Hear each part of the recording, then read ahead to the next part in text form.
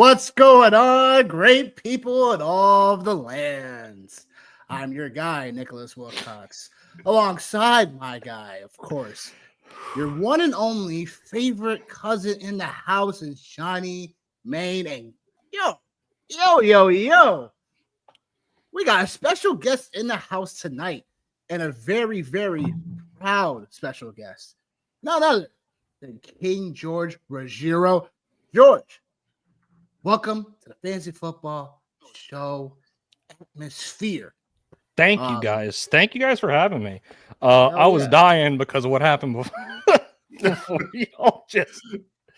Y'all can't keep it together. I get it. No, when you say y'all, we're talking about the executive vice president of the association, Nick Wilcox, aka editor, getting it together. You got one job, Nick. One job. The executive producer of the show. Well, it is what it is. We're all learning and growing, right? Absolutely. That's what we got to do. Facts. Oh boy, yo. Well, let's go, people. Welcome to the Fantasy Football Show. We're breaking down the NFL draft running backs for the 2025 class. We got a few other topics as well to get to you guys.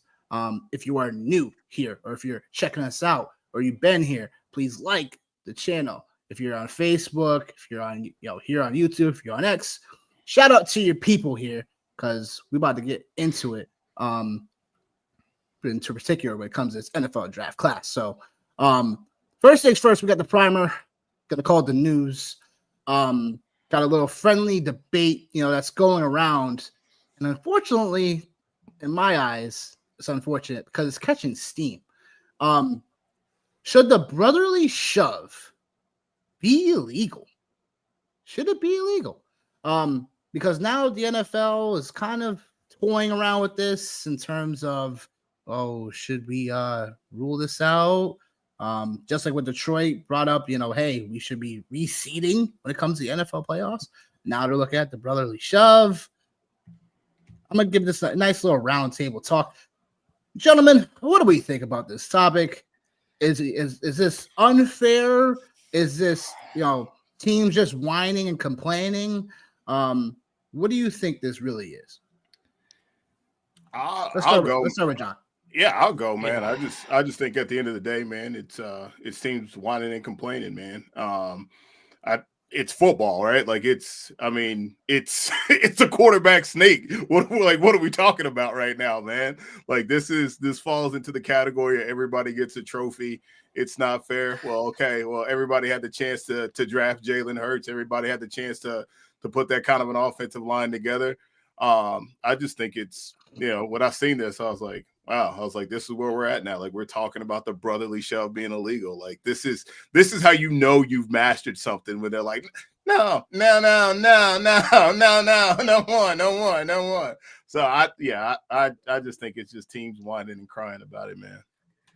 Here's my thing with it, and I want to get your guys' take on this too, because I went out, I was reading about it. I was reading the article that was put out about it today on NFL.com, and I feel like I would have a lot more respect for the conversation about it if they were being honest about it.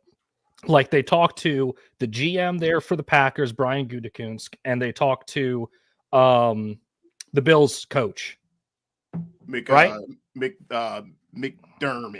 Yes, Sean McDermott. Yeah. And both those guys said, and they claimed part of why they want to get rid of this, even though there's no actual hard data or information on it, is player safety. Hammer shit. There is absolutely no, keep in mind, we're talking about a play. How many times a year does this play actually get run? Like the entire season? 20, 30 maybe?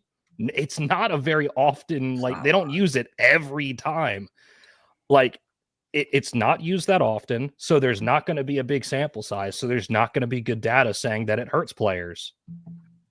Like there's no actual evidence saying that it's because we want to keep players safe. So if they came out and said, hey, we think this gives an unfair advantage, yada, yada. Hey, I'd be more willing to at least respect the conversation, but with them lying about it, Absolutely not. Get good. Teach your defense how to defend it better. And then maybe we can have a conversation about it when you decide to quit lying about it. It's that simple to me. Should it be outlawed? Hell no. Get good. I mean, that's it. You don't like it, stop it. Commanders tried. At least the Commanders tried with yeah. I just don't understand. Like, this is like part of it is like, just to, for something to talk about, right? In the off season. Like, if you actually go and make this illegal to do, like, this is crazy to me. Because it's like, now you might as well just say you came in let the quarterback, sneak the ball, go at the one anymore. Then they should probably just make that illegal too. Like, because that's is that the brotherly shove or is that a QB sneak now? Like, which one is it? Like, you're gonna confuse more people than anything else if you make this illegal. I know where you're going. Yeah. Is it okay? I think we're probably on the same page there because so the other half of it, and I kind of get this a little more, is we're not like players aren't allowed to like pull their teammates or whatever over like a line to you're not allowed to like pull other players. So I guess if they came out and said, okay, cool, you're not allowed to do that. So you really can't push it from the back. Right. I'd be like, you know what? That's fine. Sense. I'm okay with that because that's consistency. Keep it consistent. Because like I could totally see where people would be like, well, you can't pull a player. Why can you push a player without, them moving? But then what happens with like forward progress? Yeah. Right. Yeah. And that's a different conversation right there. Sure is. Yeah. That's what I'm saying. You just end up confusing people. It's a slippery slope. It very is. Real slippery. So am I allowed to use my legs while I run with the football at the one? Or it's just gonna be a whole mess if they allow that to happen. But I hope that's not the case. They say it's picking up scheme a little bit, but I hope that's not the case. I hope that it's just off-season topics and this, or looking at the game in its entirety and da. Well, I guarantee you the conversation, the conversation and the tenor would change if Jalen Hurts was to, dislocate a knee like Patrick Mahomes did or something a few years ago, down on the goal line. The entire tenor and the entire conversation would change at that point. Change. Yeah, there's just some things, man, that some teams and some players do better than other teams, man. Whether it's the jump ball, whether it's the post out, obviously we have, this right here. There's elements of the game, man, that, teams and players they're better than other teams and players in this space. And this is one of them, man. Totally. I mean, is the other solution just keep the Eagles out of a 3rd and short, 4th and short? Like, no, but oh man, good luck. You got 2 or 3 other downs to do it, boys. Like it's we're picking on a 3rd and 1, 4th and 1 type situation when you got what happened to 1st and 10, 2nd and 10. Yeah. Like I just think it's goofy. Like I don't think that you can't get rid of it. Perfect word, goofy. It is. Goofy. Like, did y'all talk about the reseeding thing last week? No. But we can talk about it if you want. I'm curious to hear what other people think. That's my thing. Is like, as a fan of like every major sport, really, and like watch all of them pretty consistently, more often than not, come playoff time, sometimes I'm looking at it, I'm like, man, I kind of wish they reseeded like before the play, because sometimes these lower seeds were teams that were either hurt and got healthy, and I'm like, okay, cool. So now we're just punishing our higher seeds for like no reason because they're getting matched up with a divisional opponent. So I could see both sides of it, because didn't Tomlin say something about it today? Like he was like, we got to respect some tradition and some history. We got to have our divisional rivalries, stuff like that. Yeah. There was a thing going around on X about reseeding or realigning based on like where regions were. Based on where regions were. So they had for example, they had I need to go back to it, but it was like the NFC, NFC East would be both the New York teams, New York, both the New York teams, New England, and Philly. Like, like something weird like that. Or Yeah, I'm not with that. I'm not with NFC, that. The new NFC West would include like the Cardinals, Dallas, Ugh. who else? Like, yeah, I know, right? Ugh. Just like Kansas City's in there, probably like in the Ugh, Midwest, yeah, kind of. Something like that, That's yeah. a hard, that's a No, hard no, pass. that's a hard pass. That's a hard pass right there, man. I figured that, yeah. Because I don't think that's not, but I don't think that's what Detroit was trying to do, was it? I thought Detroit was kind of saying like, when we seed for playoffs, I think it should that's what be they were. one through. Yeah, I think that's what they were talking about because, like, obviously, like that situation with the NFC North this year, like I think that would have been really that's a great example, and then some other things. We in the building, baby! Wavo 2004. Yeah. Where were you in 2004? Man. Talking about if you are gonna ban the tush push, you might as well ban. You gotta ban the running backs getting pushed and pulled. Like that's pretty much on par. Yeah. Honestly, like because like if you took away, that's where that's where my whole thing gets to, where it's like you start like now it's like you're the game is already physical, right? But it's like now you're looking to make it more flaggish from this point on if you end up starting to do that, because it doesn't make any sense to me to do that where you have you start just you can't push, you can't pull or whatever. It's like, no, just let the grown men go at it. Let the grown men go at it one-on-one. What's the saying? Took away so much from the defense. Like, let's not do this, okay? Let's just not go down this road, all right? Because it's an ugly road we go down. How does the saying go? Just let the boys play. The boys play. Let them play. Just let them play. Let them play. It's not like seriously. That's simple. Jeez. But yeah, like, look, we got a lot to discuss tonight. We got talking about our top 5 running backs for the NFL draft.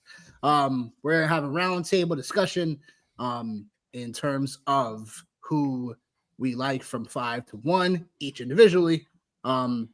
And we'll see if we all align, who we disagree with, so we'll get into that at this moment. We'll start with everyone's number 5. So, John, kick us off, my guy. Who do you got in your top 5 at number 5? So the tail end of your top 5 in this draft class. The tail end of 5, I like, not to be like a chalky guy, but I would definitely go with my guy from UT. Yeah, I'm gonna go with my guy, man. That's fine. That's fine. You know what I mean? Like, I think I'm a little surprised. I thought you'd be more up your board. No, man. No. I'm not gonna do it, man. I'm not gonna do it as bad as I want to. I respect it. But I think like, seeing him play, man, I think it just gives me Kamara-ish vibes from when he was at UT. I'm not saying that's who he's gonna be when he gets in the league, but I think when you look at him, man, versus all the other backs that are, on the board, I shouldn't say on the board, but in that upper echelon, I think what he could do in the passing game gives him an immediate impact, like right out of the gate, man. And he's able to make people miss. And I think that's one of the things that's missing in this draft class is guys that Devin Neal's another guy that I think like does okay in the passing game. But for me, man, like I said, Dylan Sampson, he would be my number 5 guy. Not being biased, trying to be a pro out here, and not move him into 2 or 3. But yeah, that would be my number 5 guy, man. SEC player of the year, man. Like him, dig him, and I think depending on where he lands, obviously, I think he'll be a day 2 pick. But depending on where he lands, man, I think he could be a huge asset to some team. Okay, I respect it. Respect the take. Yeah, George. So you got it. Number 5. So real quick, just because I even like I have my notes. I got my 1 through 5 in all caps at the bottom. Big shout out to Dylan Sampson, certified dog. The only thing I could see him getting dinged for is size, but I mean, he put in that work in the best conference in college football. Yeah. You know what I'm saying? Like, yeah. Like, we have to remember, like, we know how the NFL is about stuff. He's 5'8". Yeah, he's 5'8". We know how the league is about stuff. Yeah. But my number 5, which mine is a little chalky once we get up to like 1, 2, and 3. Boy. Here we go. No, my number 5. My number 5 is Cam Skattebo. Okay. I am an appreciator of the little bowling ball. I say little, but he's like 5'11", 220, and that might be a lean 220 because he does not play like that. No. I mean, if you guys, it could be a little bit of recency bias, but it's one of those things of with what we saw him be able to do in the playoff on the biggest stage. Dude's just an absolute gamer. He puts it all out there on the line. He's built like a truck. He kind of runs like a truck too. I mean, like, dude, guys just bounce off of him. And I completely recognize, sure, that style of play won't exactly last all that long at the NFL level, playing that type of physically. But man, it's kind of impressive just to see a guy nowadays who's just like, cool, I don't care what level of the field I'm at, be that, trench, second level, third level. If you want to get me down, you're going to have to really hit me because it's not going to be easy on you. I'm going to push back. And then, I mean, we can't forget he did produce. I mean, sure, it wasn't always at the highest level, but I assume for the most part, all of our kind of presumptive number one also put up crazy numbers in a not so great conference. Yeah. But like Scadaboo is an actual senior, 1,700 rushing yards and 21 touchdowns. That's legit. Like, that's super impressive, no matter where you're playing at. And he did in the playoff against the big boys. Yeah. That's fair. That's fair. Yeah, I mean, Scadabo, everyone's been talking about since December. So since he put Texas on his back a little bit. Put Texas on his back a little bit. It's fair to say. Okay. So John was number 5, Dylan Sampson. George is number 5, Cam Scadabo. My number 5. This was a little tighter because, like, this is where there's honestly a case for the at 5, and we can talk about that in the next section, where it's like you could name another person at the 5 spot that is probably maybe 7 or 8 on someone's board, and I can't really be mad at you. Yeah. But number 5 was tricky because 100%. I thought this player should have been, honestly, when he arrived on the scene, when he transferred, I really thought he would be a bit more of an impact.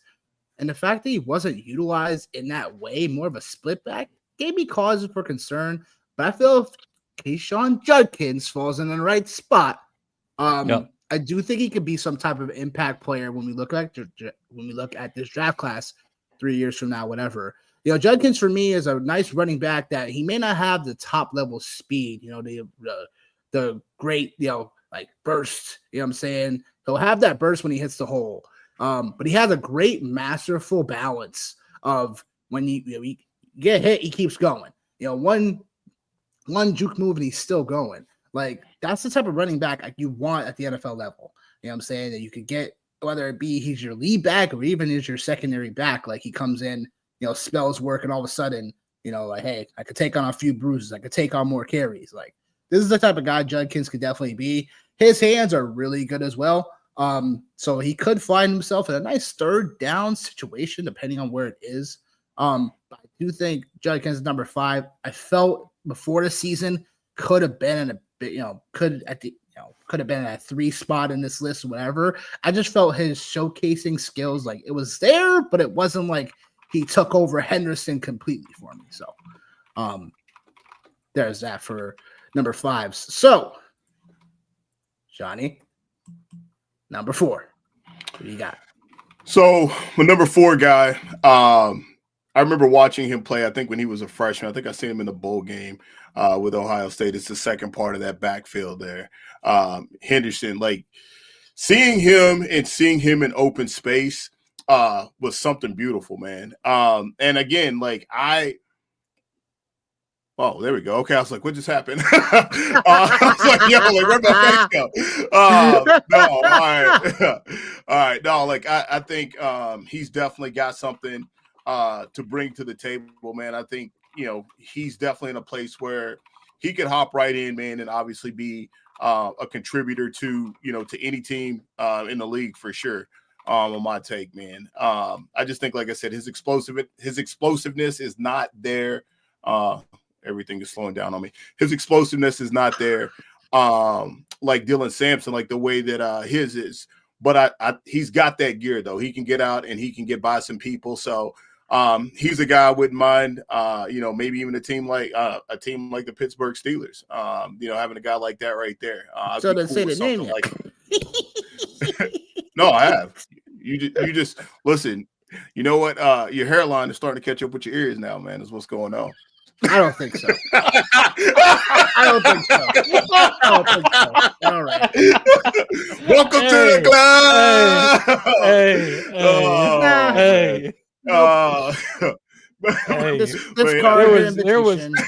There was no need to turn it up to 12. Listen, I've been waiting. Listen, he goes in with all the old men jokes. So I listen.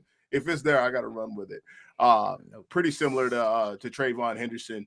So that's my number 4 player in this draft class here. Okay.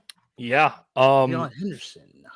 Funny enough, I guess it might be more chalk because I also have Travion Henderson as my. I really, to me, and this could be just how I was looking at it during the season and even looking back at it. Like, to me right now, like, based on what we saw last season, for one, I understand they're different backs, completely different backs. Yeah. I think I prefer Travion Henderson out of that backfield duo with Quinshon Judkins. Yeah. And it also could be just the fit that I see at the NFL level. I'm going to go a little bit more into Judkins a little bit later on in the show. That sounds like, I mean, you guys know what I'm going to talk about, but it's not nearly as bad as it probably sounds now. With you guys knowing the topic that I'm going to talk about it with. But like for me, Henderson's already a very polished third down back. He's good in pass pro, which for what it's worth in this year's class, to me at least, I don't see a ton of running backs that are great blockers. I really don't. No. And Henderson has some really good hands in pass pro, especially on third down. And what's even better for me with him is that he's also probably one of the better receiving threats out of this class. He's a really crisp route runner. The one that always comes back to me was in that playoff game, that wheel route that he pulled off for the touchdown. I don't remember if that was in the national championship game or in the game before that. But he's a really good receiving threat, runs a good route, very explosive.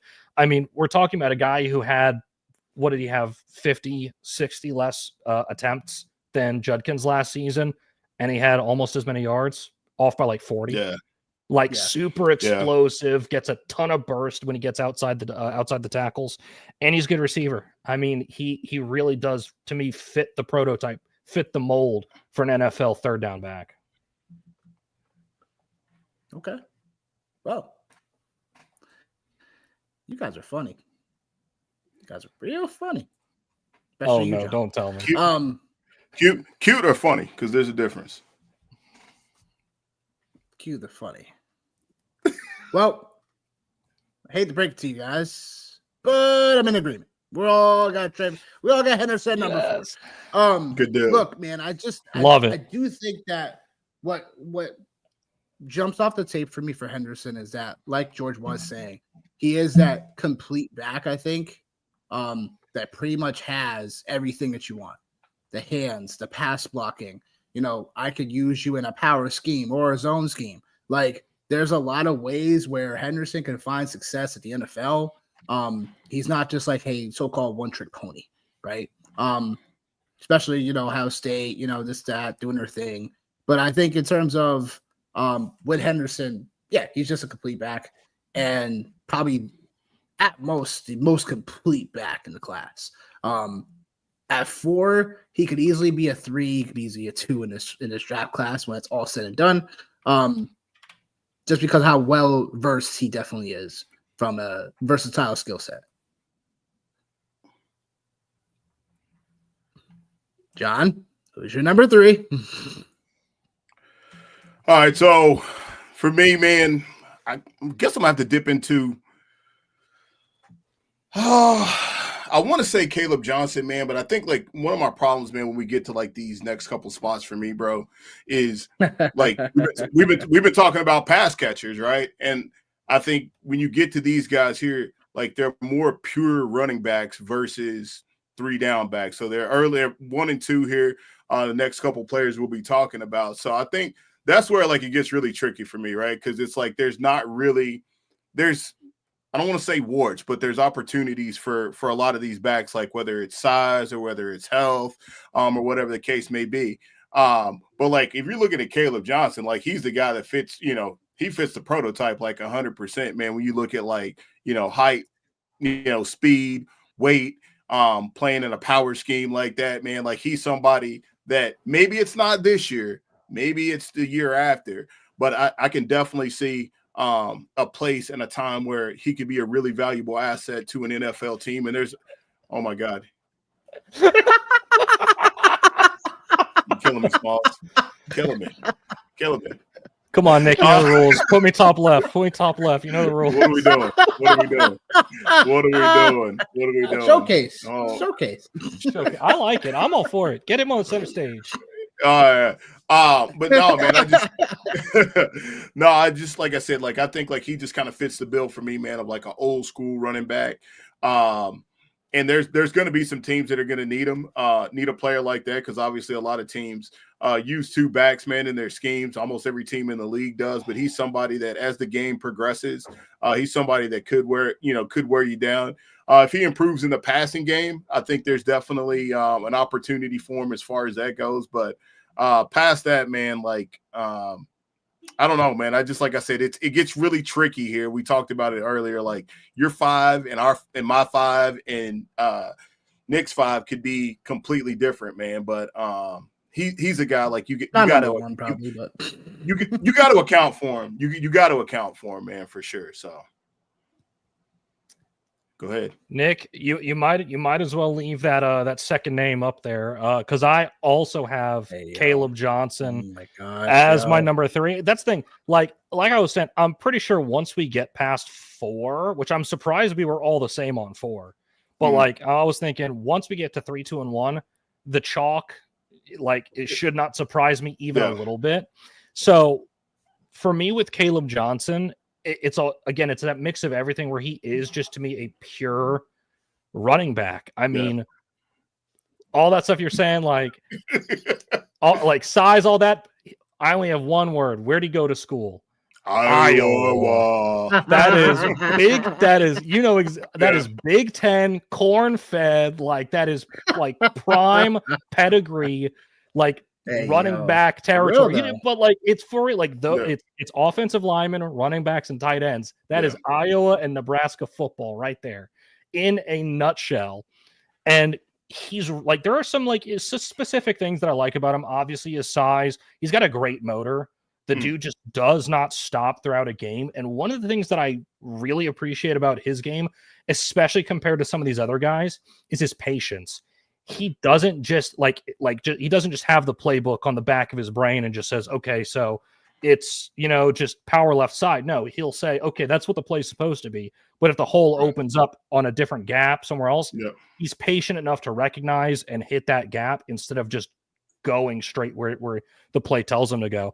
And the other thing with him, like, yes, he doesn't have the greatest just top end speed, but because of how patient and then decisive he is, once he makes that decision, his first step's great. He gets downhill in a hurry. And for a guy who's 6'1", 225, you really don't want to be standing in his way once he really gets going, because he'll just run your ass over. Truly. I mean, that's just what he does. You know the vibes he gave me, man? I don't even know. Man, I'm just old, so like obviously I can always go throw it back, but it almost kind of gave me like Larry Johnson vibes. It's like what I got from him. Like, I could see that. Yeah, like watching, I was like, that's kind of what it reminded me of. And maybe that's where I'm kind of like, hey, maybe it's just a matter of time. And like you said, patience. But again, depending on situation, man, like he could be one in the league for sure. Sometimes like the NFL's like actual combine pages, a lot of the times, okay, this one is one's not actually not that bad based on how he played in college. So you know how at the bottom they give like a certain writer or like NFL analyst, and they say they're NFL comp. Yeah, half the time they're terrible. Like half the time they're just really bad. I can't lie. This one's not that bad to me because they play a similar style. We watched a lot of the similar play in a pretty similar division in college. They've got his comp as Tyler Algier. I see a little bit of Tyler Algier, and like it's not the worst I've ever seen. I've seen a lot of worse ones on here. I don't like that one. Yeah. It's not. It's I'm not. like trying to like make it Makes him happen. sound like a scrub, but No, Tyler Allgeier's not a scrub. I'm not Come saying on that. now. Well, I'm not saying that, but Now, Nick, we both have to agree. He's no Bijan. he's no Bijan. You know where I'm going. I know exactly where you're going with that That's- one. That's an insider joke. Yeah, it is. That's a good That's one too. inside. That's a good one. But As long as we're not talking about Baltimore and an Old Bay, I think we're in luck. Oh boy. Take me away now, I guess. Oh man. No Old Bay seasoning challenges, all right? No, oh God, no. Oh man. Oh, Yeah. y'all made a mistake bringing me on. You know I'm just gonna be talking mess like that the entire time. Yep. Listen. All right. Nick, who's your number three? I did have this certain person that you guys had at number 3 as well. But Are you gonna switch it up with number 2? But just to I'm be definitely different? gonna switch it up. He I'm is, gonna he go is. Marion Hampton at number He 3. is. And the only reason why is because I really like Caleb Johnson. Really do. I think he's someone It's that fair. He's good. I really think he's one of those next running backs that can. He's one of those running backs that we see had a really good profile, really good collegiate year. He could all of a sudden find himself in the right opportunity and literally, go to the next level. Same thing with Hampton. So that's my thing for Hampton though, is that my worry, him and Johnson really neck and neck, honestly. You can reverse 2 and 3.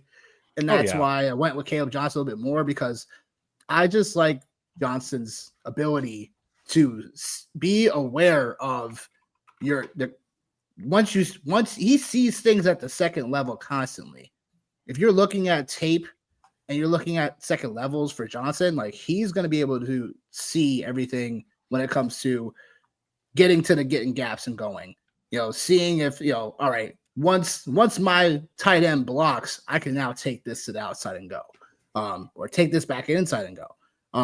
With Hampton has some of those same abilities. My worry is that he didn't get enough like spotlight versus some of these other, higher powered ranked teams.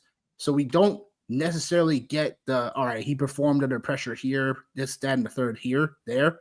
Obviously, if he was still here and Bill Belichick was coaching, yeah, like different. that'd be interesting. I will say though, like he that catching ability still needs to be more polished. I think the footwork sometimes a little sloppy, but now I'm just kind of nitpicking. What I love about Hampton is that his burst is there as well. His quickness in and out the holes is definitely there. Definitely could be the bruiser of a 1-2 punch for sure. But yeah, that's why I got number 3. Well, we'll keep on talking about Omarion. Might as well. Yeah. So that's number 2 for me. Reasons why, man. And I didn't even highlight this with Caleb either, but I know that's one of the guys you're going to talk about for you, Nick, is, he didn't put the ball on the ground. Neither one of these guys put the ball on the ground all year. Yeah, neither one of them did all year long. You know what I mean? So, like, that's another element of it for sure. And, like, I think, like, with Omarion Hampton, like, I understand what you're saying, because that is one of my concerns with him is that, not a lot of really good competition that he played against this year. And 1,600 yards, 15 touchdowns.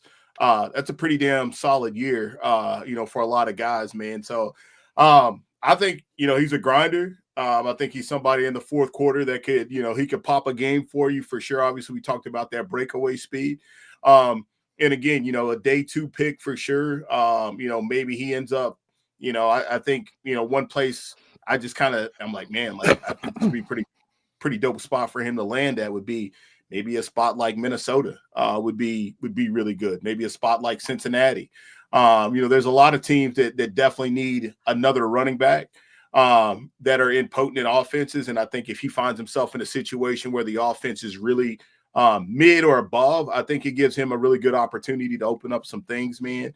But yeah, like Omarion Hampton, that's my number 2 guy for sure. Oh boy, here we go. Here we go. Oh man. Oh man. Oh God. Yo, bringing us back. Oh Oh man. man. Yeah, Aaron, appreciate you, of course. Like you were saying, making the podcast great. Yeah, definitely right about that. Oh my God. John helps out, Oh my gosh. I'm speechless. Your brother's hilarious. Speechless at this point. This guy just shows up to troll every day. I love it though. I love him. I love him. George, your number 2. My number 2 is also shares a name with an R&B singer who somehow is also trending on Google, because I can't tell if it's because of the tour that he's on or if it's because people keep looking for Omarion Hampton. I'm not Lord, playing. Bro, I wish I was playing. I'm looking at Omarion Hampton. I'm scrolling down, and it's like people also search for just Omarion. I'm like, okay, is he doing something right now? Like, is he on tour? Did he put out an album or something? Top and locking, Brother, he's 40 years old now. I know. Take a break, big dog. Like, you're good. You gotta keep going. Oh, gotta keep making that money. You know what? I don't know how many kids or mamas he's got. So you know what? He does need to keep going. Come on, it's Omarion. It's Omarion. Think about the music he was making. Yeah. Keep that in mind. Yeah. Think about the music he was making. You got to put that in mind. If that's what he's putting out into the world, I don't know what he's doing behind closed doors. Love it. But I love Omarion Hampton. To me, like 2 and 3 were for sure like one of the bigger struggles for me. 2, 3, and 5. Like, I knew the players for 2 and 3. It just came down to who I was going to choose for each spot. Yeah. One of the big things for me with Hampton that made him, like, gave him a little bit of the edge was in a lot of the game tape that I was watching for him was, for one, his, like, because we all saw at the Combine. I like Combine stuff. I don't love it. You have to take everything with a grain of salt. You have to also make sure you're watching them in the game. Yeah. Hampton's a lot faster. Like, he plays a lot faster than he did in the skims. So you got to give him credit for that. He's got better top end speed than I think people give him credit for there. He's got really good vision, and in that, it's not just vision as to what's in front of him when he has the ball. It's what's going on around him when he doesn't have the ball. The amount of times I watched him either on like a 2nd and medium or a 3rd and short or even a 3rd and long where it was an obvious passing down, where he gets in a pass pro, realizes, okay, this pocket's breaking down, and he almost looked like a center who's got a really good point guard or a really creative point guard. Every single time you just saw him whip around to the quarterback, hands are up. As soon as he knows I might be getting this ball, hands are up. The amount of times I saw either pocket breaks down on like a pass pro opportunity for him, he whips around, shovel pass, plus yardage. Dump off, plus yardage, screen, plus yardage. It's not even just him in passing situations. It's him when the play breaks down. It's his actual IQ and knowledge and paying attention to what's going on around him instead of just looking forward to, okay, who's the next guy I got to get to? Why don't I have the ball in my hands? That type of situation. He's just a ball player. We do have to keep in mind, like you guys were saying with him, it's not just that he didn't play against good competition. He also played for a bad team. UNC is not a good football team. Bad. Very bad. Yeah, no. They were very bad. The fact that he's able to get 1,600 yards and 15 touchdowns behind that line, yikes. Come on. Funny enough, my underrated player also plays for a really bad team, and I'm kind of I bet. I'm like, man, he did that with that around him. I got to give him a little bit of flowers for that. But yeah, Omarion Hampton for just so many different things. But I feel like I'm glad we're all going to have the number 1 the same, because I feel like we'd be stupid if we didn't. Yeah. Going back to Caleb Johnson for me. I just think this guy, when you come from a system of Iowa. You know what I'm saying? You better learn how to couple things. You better learn how to run in a power scheme.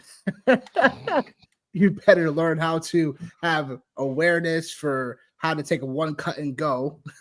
And lastly, you better be able to pass pro. And Caleb Johnson does that at a pretty decent level. I think Henderson probably is still, the best in the class. Well, I probably should say third in the class because Genty's pretty decent at that too, obviously. But I would say this. My biggest thing for Caleb Johnson, I'll say his weakness first for me is that he does need to polish up on the route running besides just check down, besides just, getting the ball out the backfield. Like that route tree has to develop more. But that's the only real weakness I really saw Caleb Johnson and me more refining. He has everything else we look for. You know what I'm saying? 6'1", 225, runs a 4.5.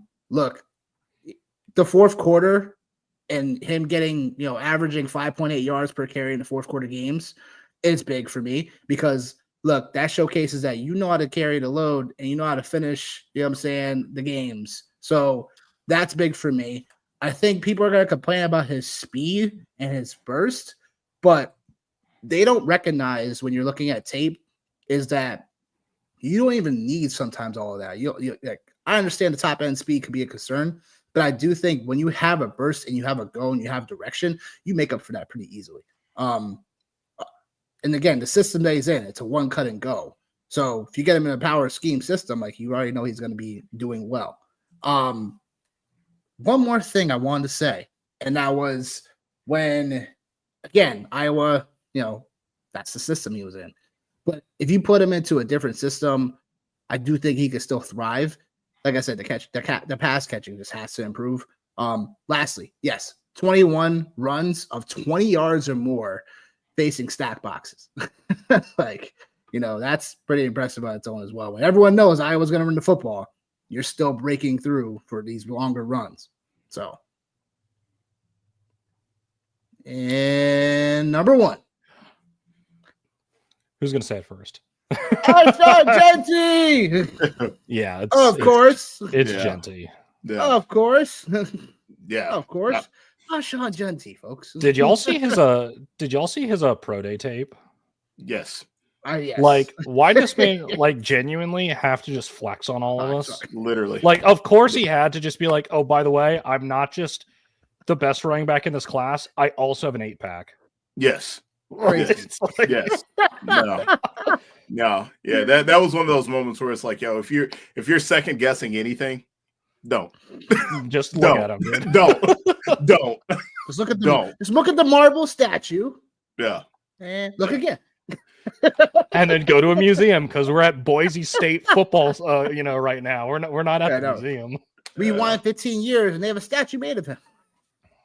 Oh wait, no, that's just him. That's just a picture of him. That's him. He's just on the wall. Oh man. Oh my gosh, yo. Oh. But literally, I mean, what can we not say about him? You know what I'm saying? Obviously. And let's start with his weaknesses. Where do you think he is something where it's like, all right, we've seen so much tape of him. We know what is like there. But where are some of the things that we could poke holes at that we may not be so like, all right, he still is decent at that category, but it's like also like, hey, like we need to be mindful of. First one that pops for me, well, we've talked about it a little bit sparingly here, is the ball security piece. Yep. That's one thing, right? But I mean, it's that is a part of the game. And that's obviously they came in the Fiesta Bowl, so that was big game, nerves, right? Like obviously really good defense on the other side of things, and then also inside of that as well. That's probably going to be the closest, obviously that was the closest thing you were going to see to a pro team, the national champs. So I think that was, I don't want to say it was concerning, but 3.5 yards a carry, that was against Penn State, was that one. But yeah, like I think again, like level of competition comes up, but that's just being extremely nitpicky. Like in every other game, man, guy goes over 100 yards, man's in the end zone. You can see what he can do in the passing game. Man amongst boys out there on the field for sure. And that's guys that obviously, man, that's just us being negative right now, man, because I think like we're intentionally trying to find things. But overall, man, I think, like you said, man, without a doubt, number one back in this class, got the big playability to take it 70 at the drop of a dime at any point in time. 4.40. What else you want from the guy, man? Only height, maybe. Like we're reaching now. Yeah, we could say height, but like, sure, he's also over 200 pounds of just muscle. Right. Like, right. It's ridiculous. Well, I guess one of the other notes that I had, like for a potential negative in this, if anything, this would really only affect his rookie season because it would end up being the most ball that he's played in that short period of time, is the amount of carries that he had last year. That's what I was gonna say. Was going to be workload. And sure, last workload. year he had 374 carries, which, by the way, insane. Yeah, that's wild. Some of these 750 carries for his whole college career, yo. Yeah, that is very, very high volume. That's ridiculous. He's not the only one in this class that has that's had that kind of volume, though. Yeah, that's true. Plus, like I said, for me, I really only see that affecting early career, which I understand as well for a running back. That's probably the best time to get them. But to me, that's almost like saying, man, I can't believe this rookie basketball player hit a rookie wall. Well, this is the most basketball they've played in their entire life in such a short time frame. It's going to be the same thing, at the NFL level right after the draft. Right. They're not getting the full summer to just work out and do what they need to do. Yeah, They've got draft media, combine, all this other stuff going on, instead of just saying, okay, cool, season's over, time to decompress. They have a lot of other things keeping them working right now. Totally. What I'll say is that was my main concern, because sometimes, like, when you have that much workload coming into the NFL, like, it could be concerning, but it's something that, again, like, we're really being trying Tread to gets a little soft. We all know. Yeah. Yeah. We've seen it before. So it's not like it hasn't happened before, but that would just be like, how fast can that player become a pro with this elite talent that they have? And then, how well is the coaching staff, what the situation he'll be in, these type of factors that, we cannot exactly foreshadow just yet. Sure. But I obviously, kid's looking at a great career. Obviously, what we love best about Jeanty is that elite talent, elite burst in vision, like that fantastic mix of just being able to be that dynamic playmaker of traditional running backs, but then also like he's a throwback, but then he comes back into where we're at today, where he's still like a guy that can be one of the few guys can carry the load 25 times a game, but then still be able to get that one shot you need down, and that'll be the ender.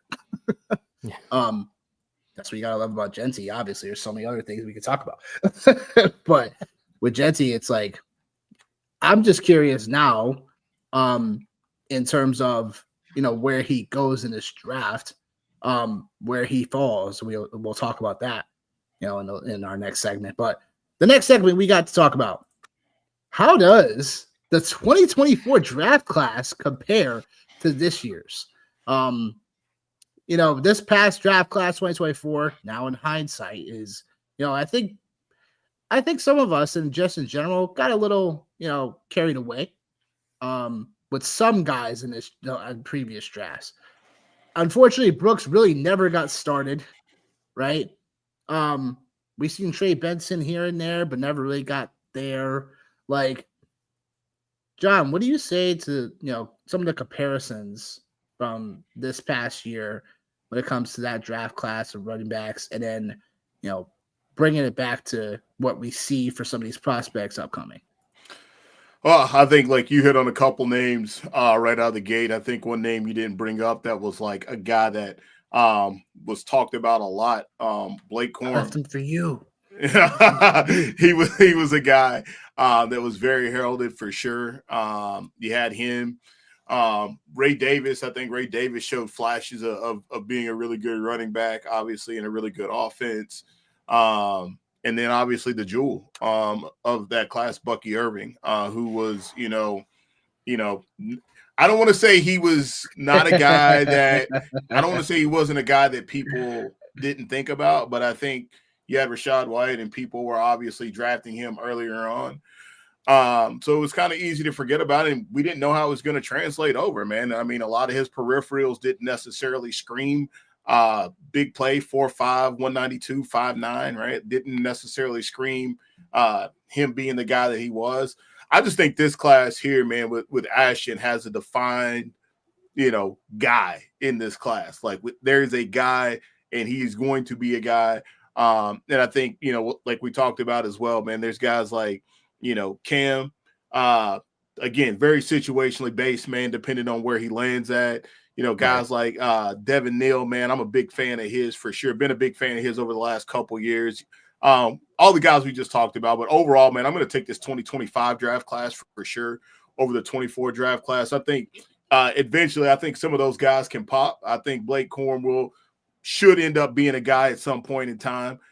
For sure. Like your guy out there in New York, man, Braylon Allen. I like him too, man. Just don't know when he's going to get the chance to have the opportunity. Isaac Guerendo showed some moments. But yeah, overall, like I said, I just like this 2025 draft class. I just think it has a lot more stability and a lot more depth as well, if you look at it. Yeah. Yeah. For me, like the way I look at it is that this year's class straight up should. Obviously, we don't know how straight up should be better. Realistically, top to bottom. I mean, this one to me, a lot more balanced. A lot more balanced. This year's class to me, a lot of these players feel a lot more polished. They feel a lot more NFL ready. Like I feel like a lot of these guys in this year's class are just plug and play. Whereas with last year's, there were a couple guys that we looked at were like, okay, these are developmental pieces that turned out to be a lot better. The ones that I looked at, I was like, wow, these guys came out really good. Braylon Allen, who I actually comped to my underrated player, to me has a similar comp and backstory to Braylon Allen. But the other ones that stuck out to me, Tyrone Tracy there with the Giants. Nick, you remember I called him out last year when we talked about that class. I was like, this kid's got the juice. But at the end of the day, he was still like, what, a 5th round pick, 6th round pick? Yeah, and because he was literally used as a receiver. So that's where I was like, well, you could definitely. He was a receiver. Folks. He was a receiver. He was just used as one. I mean, again, he played at like Purdue or something like that. That's a basketball school. Yeah, Purdue, that's a basketball school. I don't want to hear about Purdue football. I was about to say one of them Big Ten schools again. Y'all was talking about, man. Yeah. Yep, see, the problem is that's a basketball school. That's not a football school. Yeah, one of the other ones the other one that stuck out to me that I liked from last year that showed a little bit of juice, a little life was Kamani Vidal towards the back end of the season when injuries came to it and he got his opportunity. He showed out.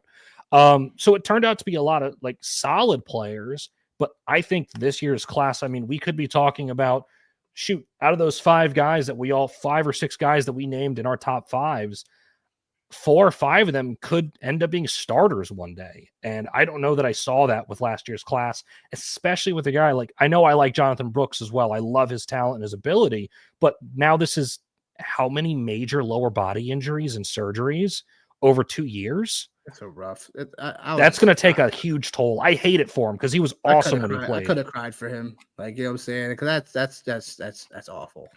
It really is. So it was an absolute shame because he was showing out too. He was playing really good football. It's just ridiculous. So you just hate injuries, man. You really do something like that, especially when you're coming from what he literally just coming off an injury. It's like, come on, like it just wasn't fair. What I'll say about you guys pretty much nailed everything from 2024 because the 2024 draft class was like I had my doubts about like who was gonna come out and be, who else could be a part of this draft class. It was definitely weak last year coming in.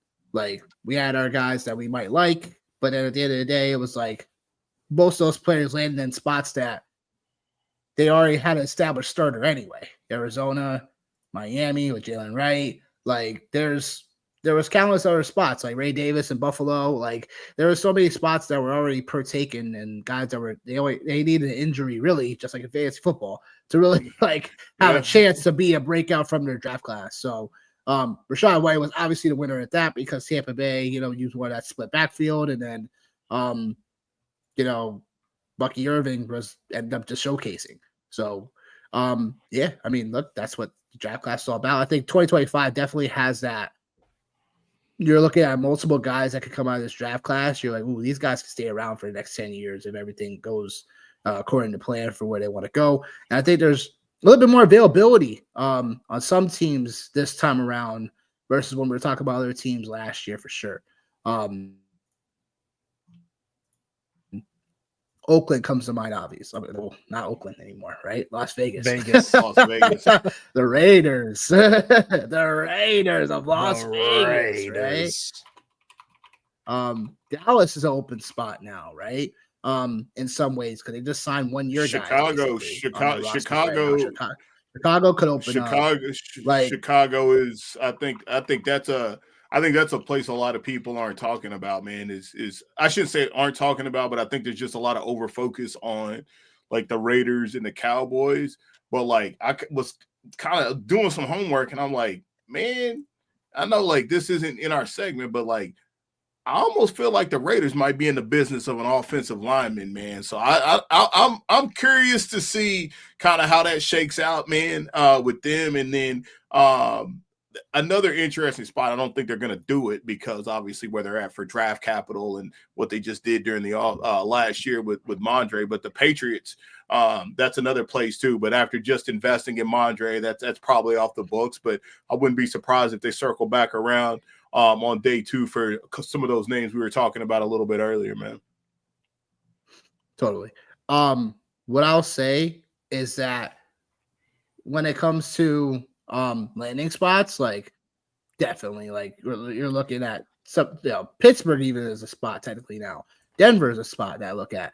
Like there's places that like you're, kind of think Denver. I know it's still gonna be a split situation no matter what, but they're still looking for their home run guy for that whole situation. They didn't? I thought they signed somebody. I was wrong. No, they just let Javonte walk. Yeah, they let him walk. Dallas. Him and Miles Sanders in Dallas now. Yeah, and then you still you look, man. You still got the Giants, man. Like, I mean, I know we were just talking about Tyrone Tracy, right? But like, they're still gonna need another back there in that backfield. Cincinnati's they're gonna need a little bit of help there too. And another team that I wouldn't write off, man, for looking at running backs. I wouldn't write off the Chiefs, man. Depending on the way the board falls, I wouldn't either. I wouldn't write that off for them, man. So like to your point, I think there's a lot of depth in this class. There's a lot of teams that are looking for running backs. But like definitely like the Bears were like, I just kept looking. I was like, it almost makes a lot of sense with Ben Johnson if he's trying to duplicate what he was just doing, in Detroit, to have 2 really good running backs in that offense. And like, man, you got this guy staring right down the barrel at you. Why not? Why not pull the trigger, man? Yeah, I went back and looked at the Raiders because I was curious. I was like, I'm sure they could use an O-lineman, and don't get me wrong, they need a right tackle bad. They need a right tackle really bad. But their running back room is also not good. It's looking rough. It'll be like I think that's an interesting spot because Pete Carroll, like when his first year with Seattle, they took Russell Okung. Went first year there. So, like, I don't know, man. I think obviously up for discussion, right? And anything can happen. Maybe they circle back around. To be fair, they could shore up that side with Michael Mayer if they really want to run out 2 tight ends. I mean, I'm saying that like Mayer's a great blocking tight end. If they just want to be like, just stay on that side and help, like just help. And they could end up, they're in where do they pick 6 or 7? 6. I think it is 6. Yeah. There's only one guy. There's only one guy that I think we're all like, he's maybe a top 10 grade, but maybe. Like I could see him in silver. I could see him. With that being said, how many running backs go in the first round? George, you're on the clock. If I had to, let me take one quick look at this. Let's see. 1. I don't see it. I could see I could see probably 3 at the most, probably 2. Two to me is the most likely. 3 would be pushing it. Like if a team was like really fiending for one and they're like, okay, we like don't like anyone who's available right now and we don't want to trade for one because at this point, I hate to be like this, but who really trades for running backs? It's just, unless it's a super high-end talent, no one really does it because you can always just wait and the next class will usually produce at least a guy. You always reset the position whenever you want. Exactly. So if I had to pick the 2, it would for sure be Genty. I think Genty at this point is a lock first round.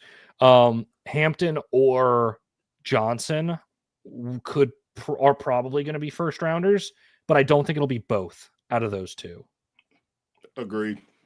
3 would be my max. I think once you get past that top 3, you're looking at guys that you could more than easily get later on in the class, like second, third round.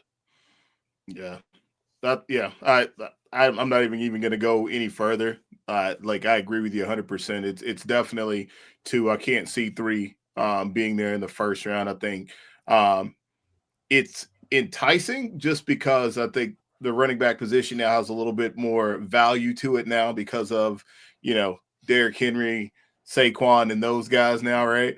And what they did last year. But I can't see it being 3 running backs that go in the first round. I think it's just the 2 that go in. Those 2 of those 3 names you just mentioned would be my best guess for sure.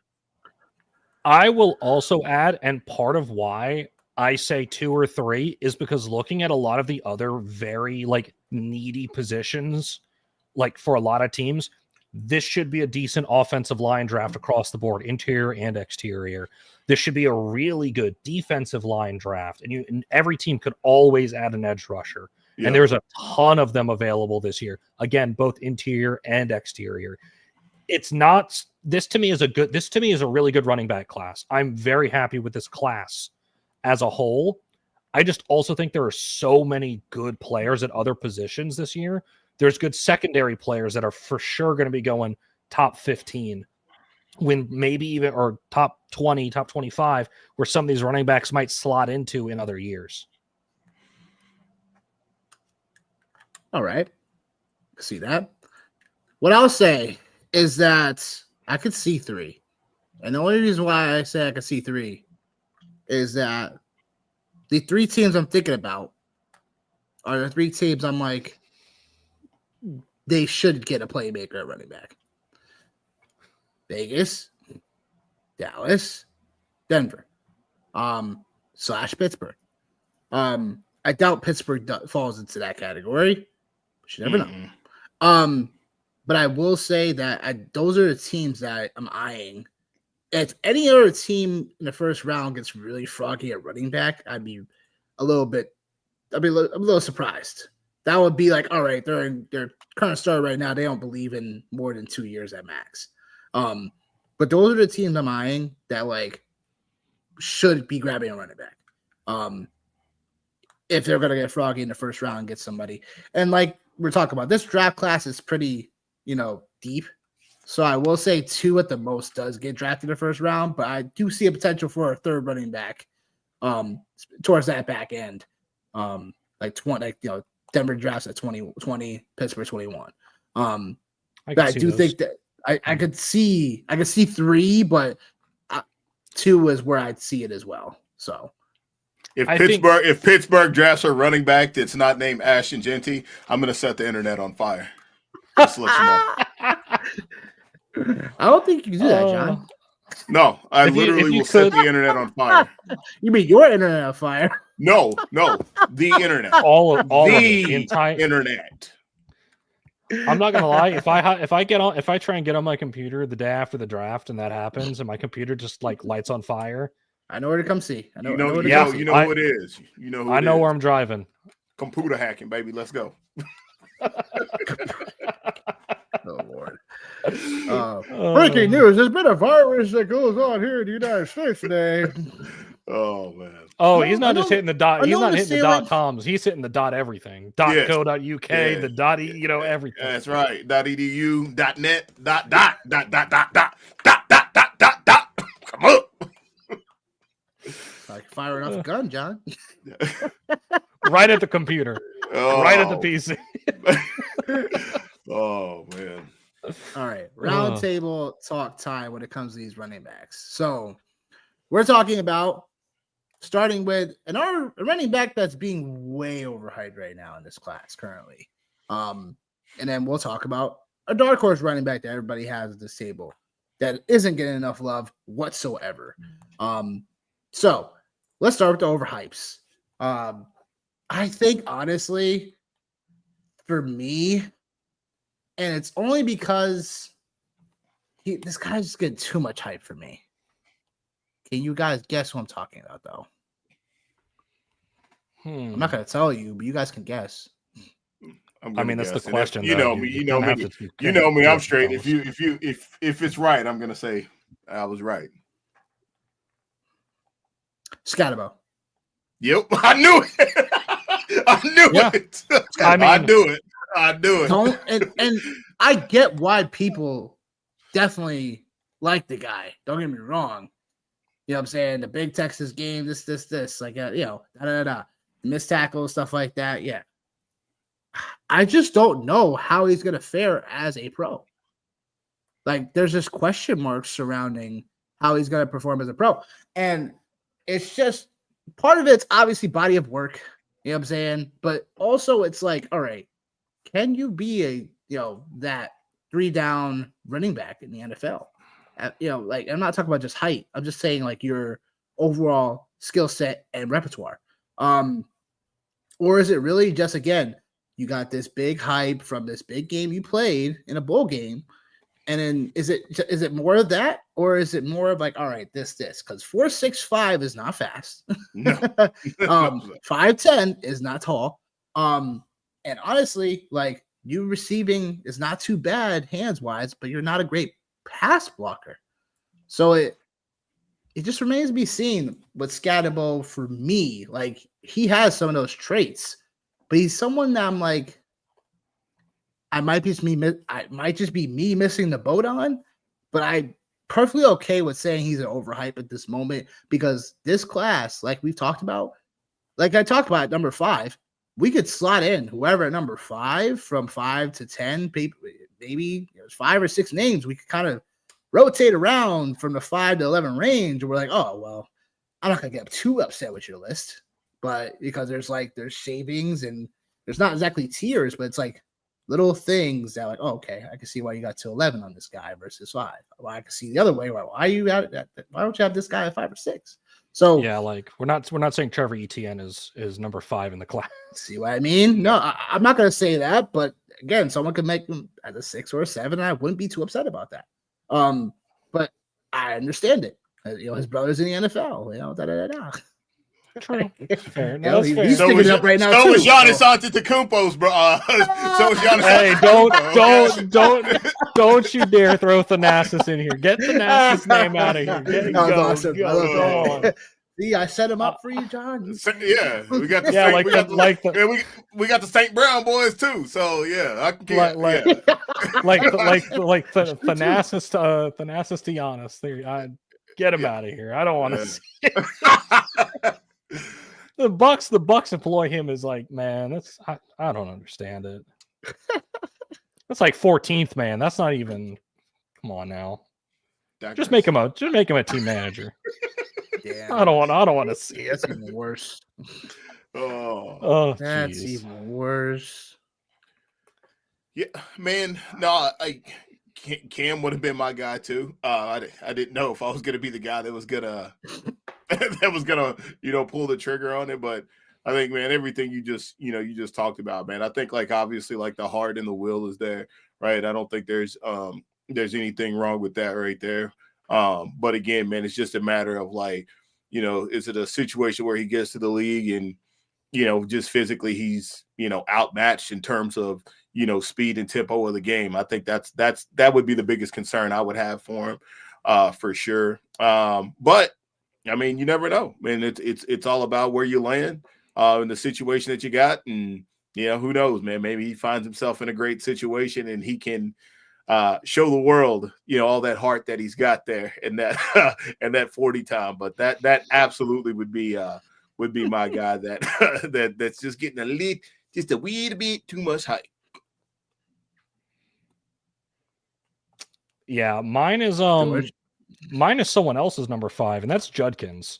For a couple different reasons. Whoa, I can dig it. Yeah. I can dig it. I can dig it. You can time me out on this. Yeah. Time out. What you got? Just time. Because I have I wrote stuff up on this. Yeah. Okay. No, continue. Just time out. Okay. Just time out. I was about to say, continue though. Continue. Just time out though. So I think obviously, because Nick knows this already, and I know Johnny, you know this as well. This is not like a spurned lover type situation. This really isn't, because hear me out. Sure? I'm very sure from what I've heard. No, from what I've heard from sources. Nudge, nudge,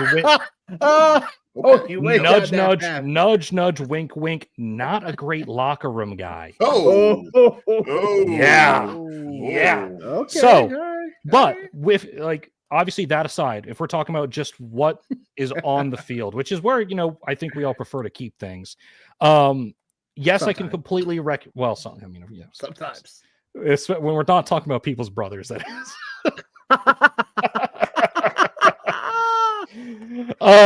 My bad. Court, not field. Sorry. Love it. I can fully recognize and see him as like a true 3-down back. He's a bell cow. I recognize that. He's in that same boat of he had a ton of wear on the tires already. I mean, volume, like dude's already run for 739 carries in his college career. It's not too far off from Genty there. But the bigger thing for me is, like, did he ever actually improve in college? Like, I don't know that he ever actually showed real signs of like improvement. Like, I'm with you, Nick, in that, because when you first started talking about him, you're like, man, I thought when he got to Ohio State, he was just going to go crazy. Like that, he was just going to, behind this offensive line, with this offensive group, with another running back beside him who can take off some of that load, that he would just be able to really pop. And he kind of didn't. I mean, he was great. Don't get me wrong. I mean, 3 straight seasons of 1,000 yards and at least 10 touchdowns. And I can recognize that body of work, but he never averaged more than 6 yards a carry in college over a full season. And like, my thing is, I don't mean you're overhyping. I'm seeing some people putting him at like, I'm seeing people putting him at like 2 or 3. And to me, I'm like, whoa. That's aggressive. That's too much. That's aggressive. That's a little much. I don't think that just comes up. That's name value. I think people will look at that. Absolutely. Sometimes when people take an account, that's name value in general. For sure. Yeah. So I can understand. That's why I was going to say, that wasn't my shot at. That was like, I see people putting him like I'm like 5, 100%. I get that. Like 5, I'm like, cool. That's perfect. Because you got to look at 2? What he's done. Like I said, what did he do when he transferred to Ohio State? You know what I'm saying? Because it's like, look, like I think you have a great point that I didn't necessarily think about, and I was like, how much did he improve? How much progression did he have? Because in a situation where it's more split, yeah, he had some similar numbers that he did prior to when he was more of the stud, but it was still like, did he catch more passes than he did the year prior? No. Wasn't his pass blocking a bit better? Yeah. But like, other than that, like you said, it wasn't like a momentum-ish, like, we expect the cool. pop, now like, justified as a number 2, number 3 right now, versus like, now he's more of a middle of the pack type of guy. Like, yeah, that's all I was really getting at with it, was like, that's fair. I'm seeing people put him like real high, and I'm thinking, I don't know about that, because a lot of the same, and then my thing is, a lot of the same issues that I saw when he played at Ole Miss, I saw a lot of those same issues when he was still playing at Ohio State this past year. And I'm like, okay, cool. So you didn't necessarily get a ton faster, which I understand. You can't always teach speed.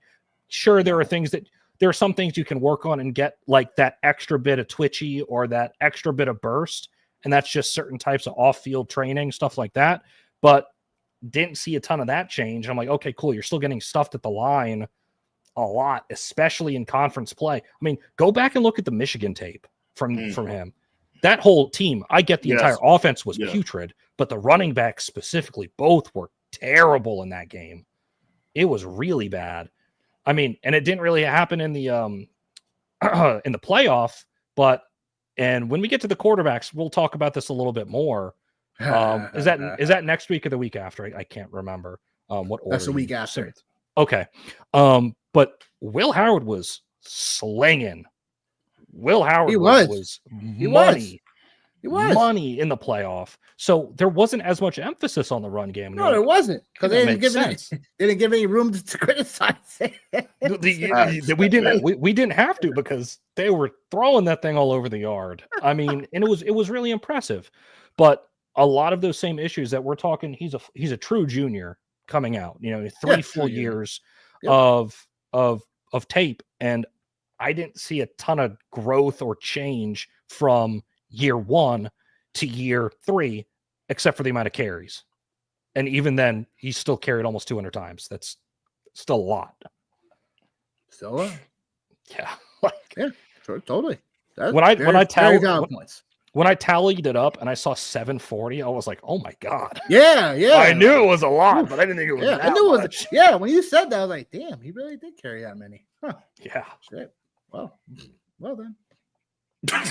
I saw that. I was like, "Oh my god, I knew it was a ton, because I remember how much we ran him." But I was like, Jesus, I didn't know he still ran for almost 200 times at Ohio State, of all places.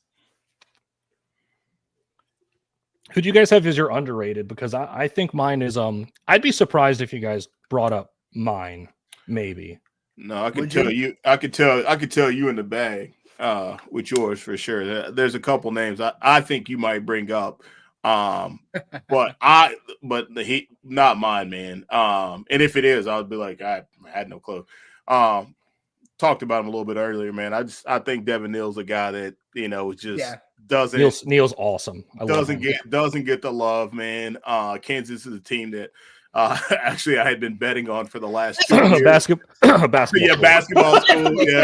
Yeah. I was gonna get to that. They're like, hey, man, had like some relevant moments as a football team, and get Bill Self out there to coach that football team. Maybe they be working.